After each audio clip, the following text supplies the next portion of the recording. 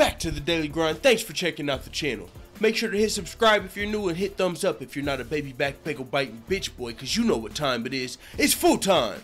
MMA. First off, I gotta give a shout out to MMA from the Heartland, Space Cat 7787, I believe Ashton Barraza, and one other gentleman who was just over there live with me watching Felony Charles Bennett's live stream. That shit was hilarious. We was over there holding it down in the chat while he was training for his fight. Brock Weaver, Felony 8th motherfucking Island Fights 46 in Pensacola, Florida. Make sure if you're local, check that out. In Florida, you know, I'm just trying to help support his fight. He needs all the help he can get. Some of you know. But with that being said, also this is gonna be a really entertaining video. This is a lot of foolery here, so let me get my shit off real quick. Also, I'm gonna be doing maybe a live companion for the Felony Charles Bennett fight if I can find like a live stream for that shit versus Brock Weaver. It just seems so fun. It makes no sense for somebody that fucking entertaining and that legendary to be that fucking broke and like just and not even just about him being broke, but like for one, he's a legend and shit. The nigga might be fucking, I don't know, he don't want to go by his old name no matter what. If you're watching his live streams, you'll see someone come up to him and be like, hey, you look just like fucking Crazy Horse, you look just like this, and he's like, nope, never heard of him, never heard of him. And then at the same time, the nigga's struggling. It's like, man, it just seems like if he just wanted to use that name for a couple of months, he might be able to get back on his shit. But it is what it is. Enough of that talk. We'll get to that another day. We got time. Make sure you check out the Felony Charles Bennett full-time MMA podcast. Alright, with that being said, Cody Garbrandt, talking about Jean-Claude Van Damme. He said, I'd rip his fucking head off when approached by a TMZ reporter.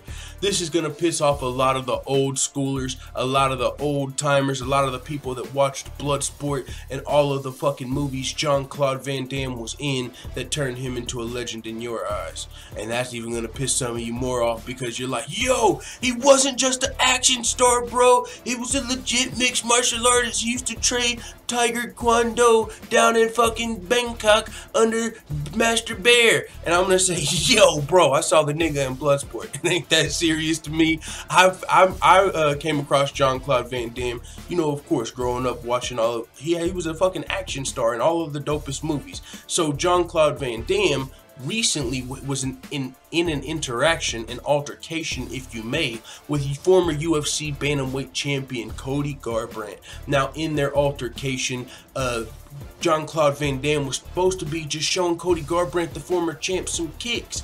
But keep in mind, all of this is happening right after Cody Garbrandt lost his belt to a former rival. So even if nobody else's tensions are high, even if nobody else is in a little bit of a bad mood, a little salty, Cody Garbrandt might be. Jean-Claude Van Damme might be thinking, yo, I just learned this dope ass hook kick or crane kick or whatever fucking kick you guys want to call it when you're being technical. Hey, somebody called that shit like a fucking dragon kick and said, I can't believe you have a mixed martial arts channel and you don't know about the dragon kick. And I was like, boy, I've been watching mixed martial arts hardcore for 5 to 10 years and I ain't never heard of a motherfucking dragon kick. It's called like they call it something. He said dragon kick, also known as hook kick.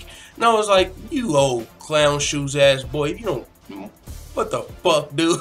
Get that shit out of my comments. Anyways, Jean-Claude Van Damme was excited probably. Yo, I just learned this dope ass kick from doo-doo-doo. Let me show it to the champ. Let me show it to the champ. This is the champ. You know, he's probably a fan of Cody Garbrandt.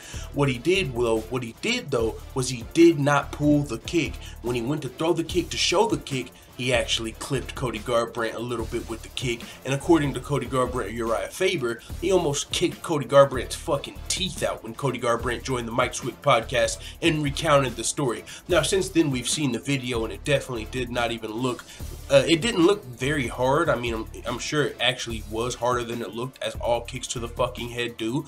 But at the same time, I definitely didn't think like, oh shit, his teeth almost, you know what I'm saying? Some people thought it was a tap. Some people thought it, you know what I'm saying? So it is what it is. But in the moment, when you just lose your fucking UFC belt to a guy that you fucking hate, any kick probably feels like it's gonna kick your teeth out. And Cody Garbrandt, who's a fucking, you know, little, I mean, it is what it is. He's like, what's the word? I don't want to say meathead, but what's the word? Fucking hothead. That's the word I'm thinking of. Cody Garbrandt's a hothead. You know, it don't take much to get Cody Garbrandt ready to knock your shit off. So Cody Garbrandt was ready to knock off Jean-Claude Van Damme's shit, but immediately Jean-Claude was like, yo, I'm sorry, my champion. I'm sorry, my champion. They said he got like on his knees and started crying and shit, and they made Jean-Claude Van Damme sound a little bad in the story. But now TMZ has approached Cody Garbrandt in the streets like TMZ does. Cody, what would happen in a real fight between you and Jean-Claude Van Damme? Them niggas should have said in his prime. Come on, bro. But he said, I'd rip his fucking head off. Is that really a question? Now, I wish they would have asked who would have won out of Cody and Jean-Claude in his prime. That would have been a way better question. And that's something we might have to do a fantasy fight on. That sounds fun. But with that being said, man, it is what it is. Shout out to Lemon Hoko Genetics, of course, my very first sponsor, man. I just got a message from him, and it was a very good message. So I'm looking forward to Saturday. I'll say that because I might have to bust a felony. You know, in my felony Charles Bennett interview, I hashtag Sober2018 took a little bit of a hit. And I gotta admit, on Saturday, you guys, I don't know. I don't even know what's gonna happen. I might stay strong, you know what I'm saying, like Donkey Kong. But at the same time, check out Lemon Hoko Genetics Instagram page and you might understand what I'm talking about. Let the full-time family know what you think in the comments. I'm out.